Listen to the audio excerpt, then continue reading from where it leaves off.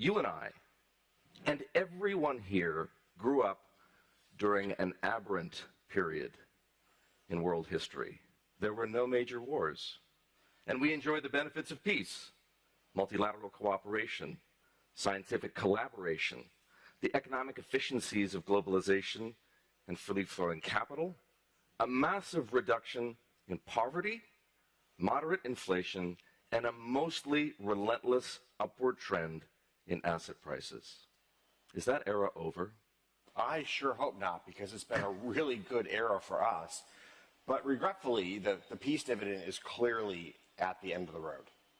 No matter what one may dream to be reality, reality is there's two wars in the world right here, right now, one of which is in Europe. So there's no doubt that the NATO countries are going to have to increase defense budgets over the years ahead. That's going to come at a point in time where governments around the world are already struggling with the sizes of their deficits.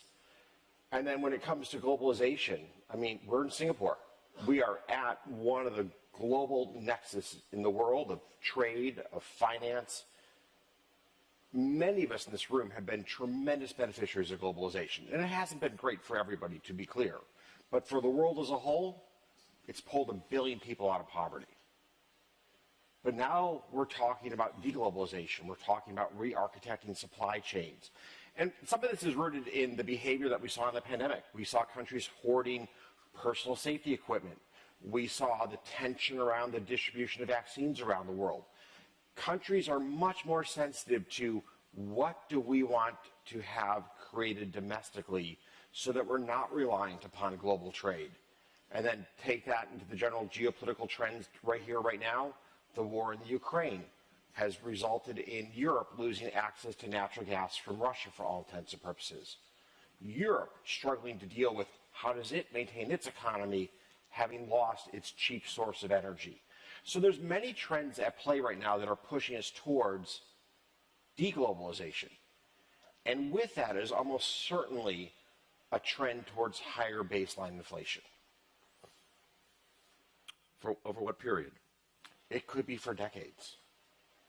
And the implications of higher inflation might be obvious to some, but I think we'd all like to hear it from Ken Griffin. Well, it depends on where this baseline effect lands. If we're looking at a 2 or 3% baseline effect, in some sense, the central bank will have a much easier job in the United States. The struggle over the last 20 years has actually been to hit a 2% target.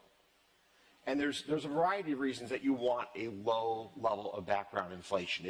It helps to lubricate the wheels of commerce. And that number the Fed has committed to as being 2%, they're going to fight pretty hard to keep that as the target for a litany of good reasons. But it also means that we're likely to see higher real rates, and we're likely to see higher nominal rates, and that will have a real implication on the cost of funding our enormous deficit. The U.S. has $33 trillion of debt outstanding. We didn't plan for an era with higher nominal and higher real rates when we went on the spending spree that created a $33 trillion deficit.